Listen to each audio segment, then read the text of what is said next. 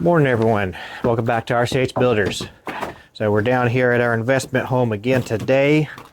Last video that we did, we replaced this beam here that went across the center and the double that was underneath the wall that separated originally the living room from the kitchen. We replaced it, patched the floor, and then we went ahead and ripped up the flooring on through into the bathroom, and we added this double here. So we did that based off of the new layout that we are probably planning on doing with this home. This double over here that is existing, that was rotted out and technically never really did support the house like it was supposed to. That one, with the new layout, it will not need to technically be a double. I'm probably still going to replace it, and I may make it a double because the new 2x8s do not withstand the span that an old 2x8 did that was rough cut and rough sawn. So I may still replace it as a double. I need to at least replace it as a single because of where it's rotted. So we'll be doing that today, and then we'll also be replacing this double over here. And then hopefully we'll be patching all of this flooring and possibly building a wall down through the center to re-support all this roof line so we can remove all these temporary walls. So what I am thinking of doing with that is I want to remove all these temporary walls here at that point, and possibly be able to remove all of the existing interior walls, leaving nothing left but the exterior walls that are all the way around and the new wall going right down the center that will support the ceiling. So hopefully that will be all that we have left. And then at that point, I think what I may do is stop it there and wait for a time when I can get my wife to come down and take a look at it with me. We kind of have a general idea drawn up of what we're probably going to do with it. We kind of looked over that some as far as for the general layout, but we may make some adjustments. We may change that a little bit. We'll just see possibly when she would want to come down and take a look at it, and we'll definitely make sure on that. So when I build this wall down through the center here, I'm probably not even going to put any doors in it or anything. We'll just put the studs in all the way across, and then we'll remove a couple studs and put the door in the middle based off of what we decide at that point. So because it may adjust exactly where the doors go as well. So we're going to get started with replacing a couple more of these beams. Hopefully get all of these interior walls removed and have it much more open and basically be a blank slate to do what we feel like will look best in the long run.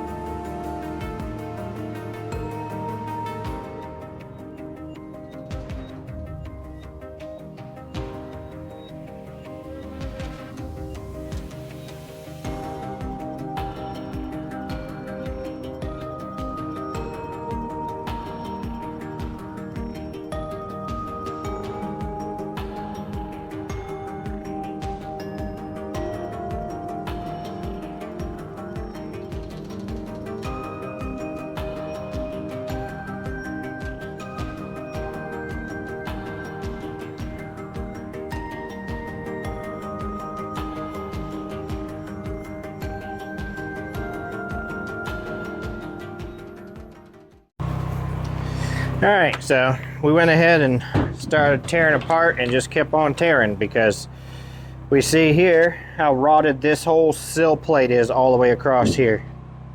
So it seems like right around where that pier is, it is solid from there that direction. I'm not really that surprised, again, because of the bathroom being there and how bad that was. And then also the fact that these people had come in here and put down this newer flooring in this rear bedroom. So again, they fixed a cosmetic issue, did not fix the real issue, which was the fact that this whole sill over here is rotting. You can actually see where the joist has fallen, but then they added these little 2x4s to hold the flooring up above that floor joist to make it look level. So what we're going to do in this case, so that we can put in this wall, we went in, we took out that double, we've got it just sitting there. We'll be putting it back in when we're done. But for now, we took it out so that we can replace from that pier to this pier on that sill. So you can, as long as you split it on the sill, you're going to be fine. It'll be able to still bear all the way down. But we're going to replace just that area for now so that we can put that wall back in to support the roof. And then once we have the ceiling supported, re-supported, then we'll probably end up just tearing who knows how much of this floor up. My guess is we're going to have to tear up the entire new flooring that they put down and replace that sill all the way around to where that porch is. And then also wouldn't be surprised if we end up having to do a little bit over there in the kitchen there. But we'll see just how far that goes as we start replacing. I had already knew from the outside that wall for sure was bad. This one looked like it was possibly good, but I'm not that surprised, again, because the room looking the best, it was once something that they covered up.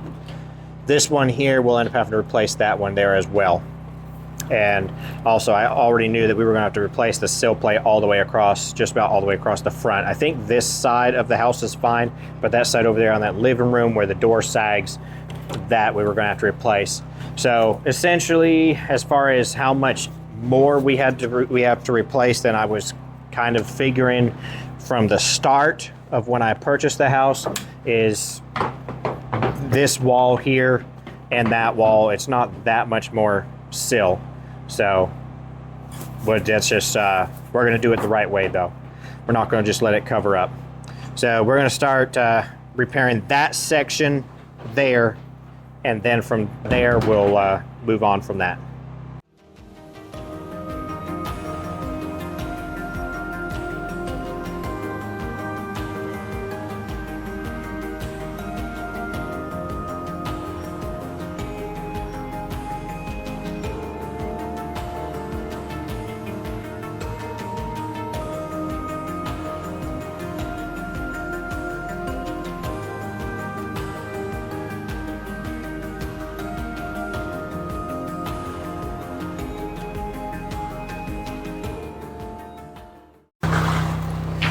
All right, so doing this this way is so much easier than the other option.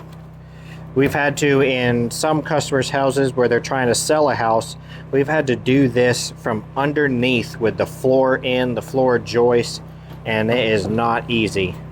But another good thing is this is a testament to how good triangulation. So I've mentioned that in many videos, and basically that's what you can do it with OSB sheets, or you can do it, the way they did it back in the day was with 1x6s. It's because it was very common, a very common board for them to get at the mill for really dirt cheap.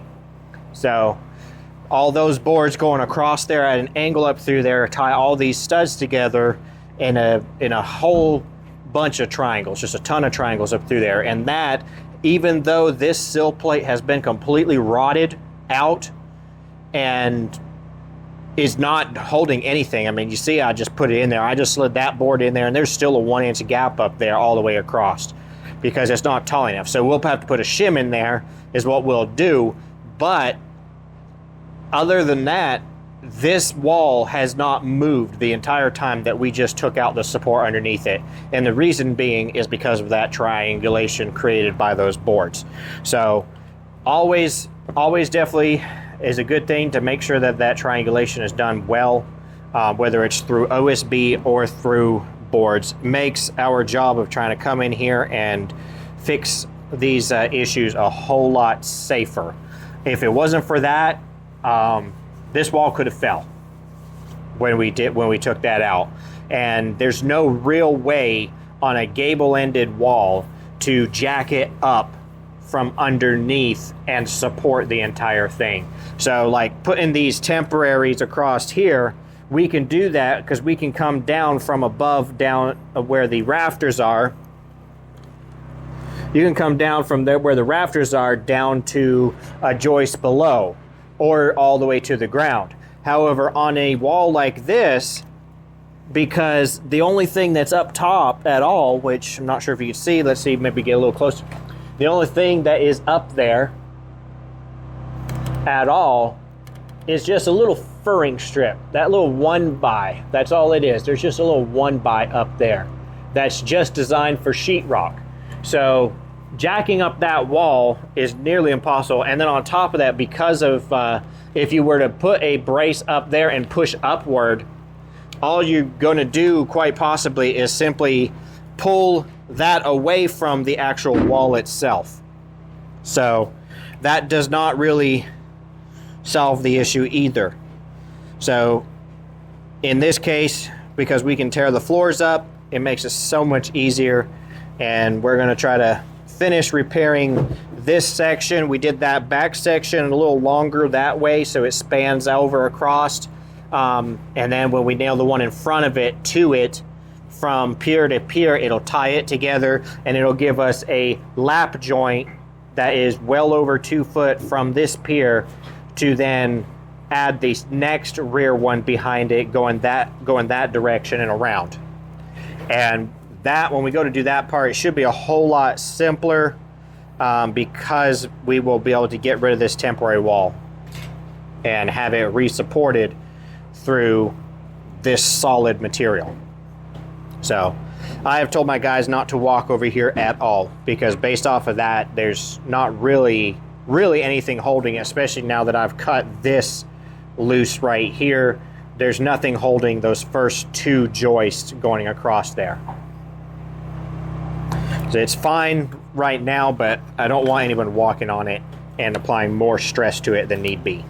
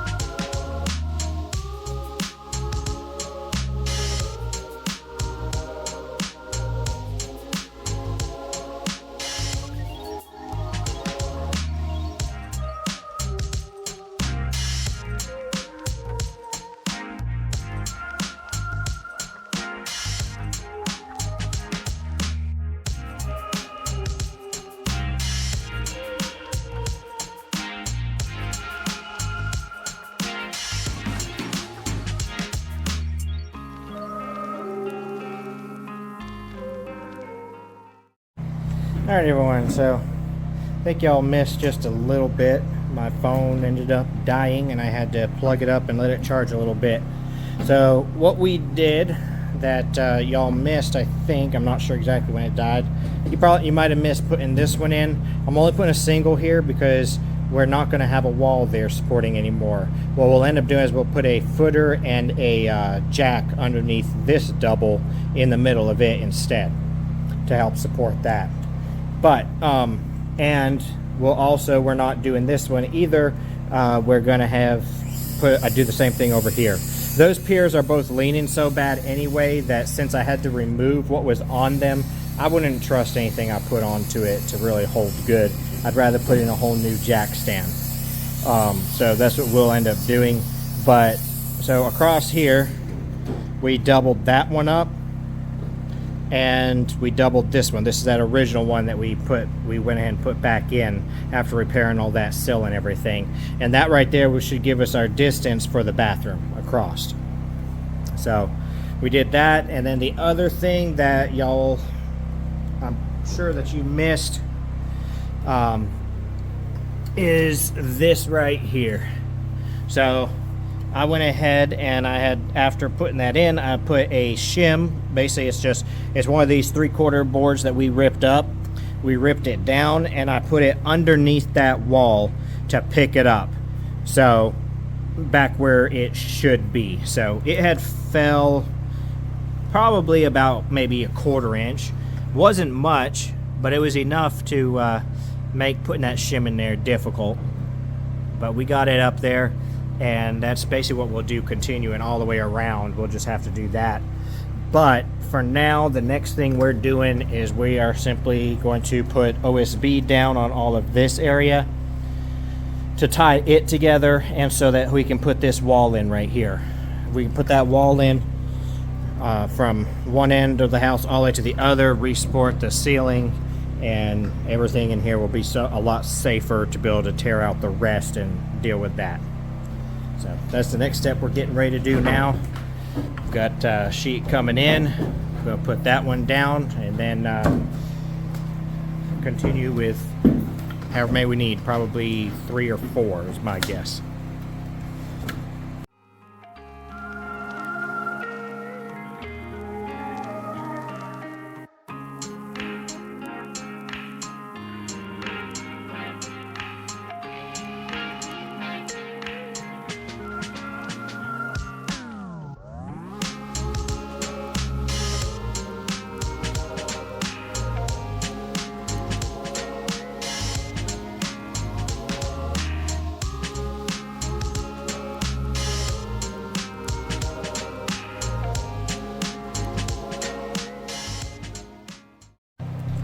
Alright, so now we got at least a solid floor down where we can put up that wall.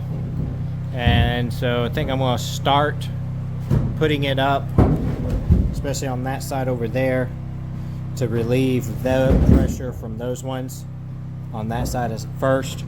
That's the side that I'm more wanting to definitely remove them from and install new ones. So I'm probably going to start doing that now and see how far I get. It's getting kind of late. Definitely ran into with doing all of that there with the sill place and everything. Took a little longer than I expected, but we'll see what we get done.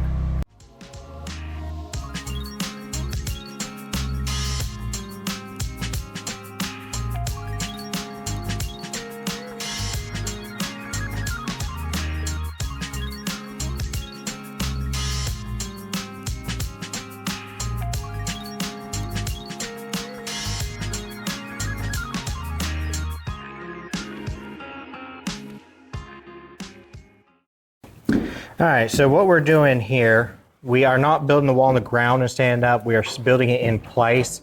The reason why is because trying to stand it up and put it in place is going to be really difficult with how much these ceiling joists sag. So all of these studs are cut the exact same length. You can actually pretty much see on the camera how that just dips and goes like this all the way across there. So we're going to put them in one at a time, slowly picking up those ceiling joists to where they almost where they should be. We'll still have to jack up this beam down here and get it right when it's all finished, but that'll at least get them closer and re-support them. So we're gonna knock all of them in and nail them in carefully as we go across there, slowly picking up the ceiling and somewhat the roof.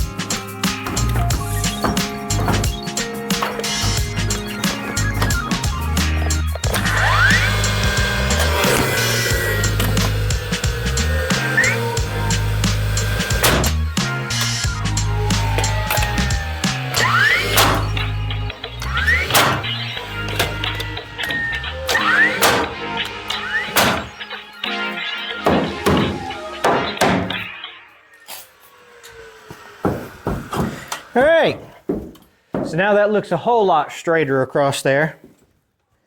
I picked it up a good bit, probably till about the 4th or 5th one down. It was being real difficult to pick up. Had to hit it over with a sledgehammer. Picked it up a good large amount from where it had sagged due to that over there. But now it is up, and these last two actually went in pretty easy. So then we'll continue it down through there, but I think that's going to be another day. Today, at least we got the dangerous part done, I would say, because with that sill over there, that was the part that I was concerned about. And we got all of that taken care of. That shored up.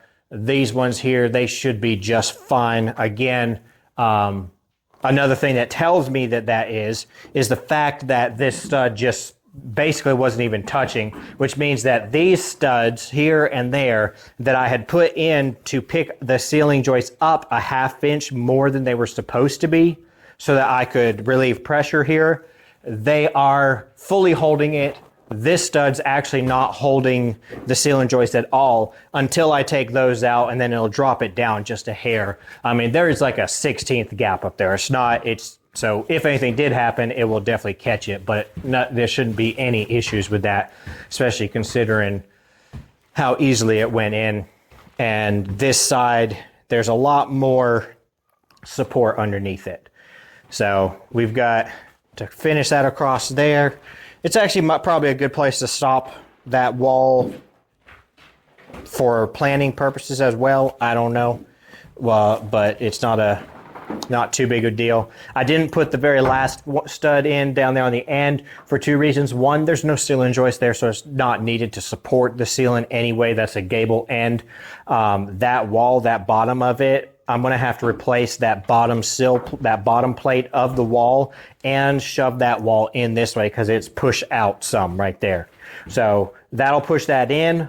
Also, I want to build what we call an H post right there going up behind, taking out the window and putting an H post up there for it to go into. What that does is it simply gives you something to fasten your drywall to on both sides of the wall, on that wall there when this wall comes into it, and adds a little extra support up through there.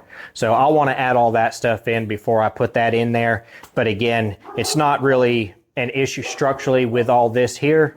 As far as what we've got done today, I think we did a good bit and pretty satisfied with it, I guess, considering what we ended up running into. I say I'm going to put that other bathroom wall is going to go right around here in this location. And when we do that, we'll have to extend these from about here back. We'll have to extend those ceiling joists over because the way that they framed it originally, they're just not going to be long enough. But that's a 5-foot span. You can run that with 2x6s. I'll probably still use 2x8s just because it'll match the rest of the lumber that's up there. But 2x6s can span that easily. But other than that, I think that's it for today.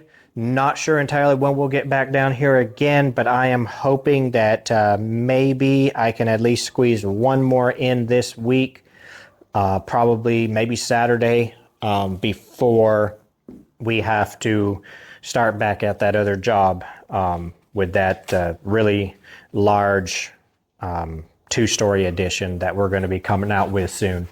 So hopefully, like I say, try and get at least one more day in. That way maybe I can at least finish fixing that floor over there and get this wall down through here, remove everything, basically have it fully gutted, and then bring my wife down so that she can look at it and see it visually as far as sizing space that is here, and then more easily be able to determine exactly how to try to lay out this house in a way that will be functional and look interesting to people and just be a lot more. There's a lot of space here that could be used for different bathrooms laundry. It's just really we're trying to figure out where to put the laundry for sure. We may have kind of an idea of it, but I think if she sees it in person, she can make that decision a lot better. So once I get that wall in, that's really the only wall that matters in here. That and the exterior walls, of course. Other than that, where all the other walls go, really is, you can put them anywhere because they're not really load bearing. They don't support anything except for this one here on the other side of this bathroom. But that one there could be just a difference of a few inches one way or the other just for looks. To give you more comfortability, more room inside the bathroom. But there's still, you're not going to go too much over, really you're not going to go more than 6 feet. Generally, you're only going to go 5. And either way, I got to replace these Sill and joists anyway across here, the ones that go from this wall to that wall. So that's not really going to make a difference either as far as that goes. So like, subscribe, hit the bell for notifications, and we'll see you the next time.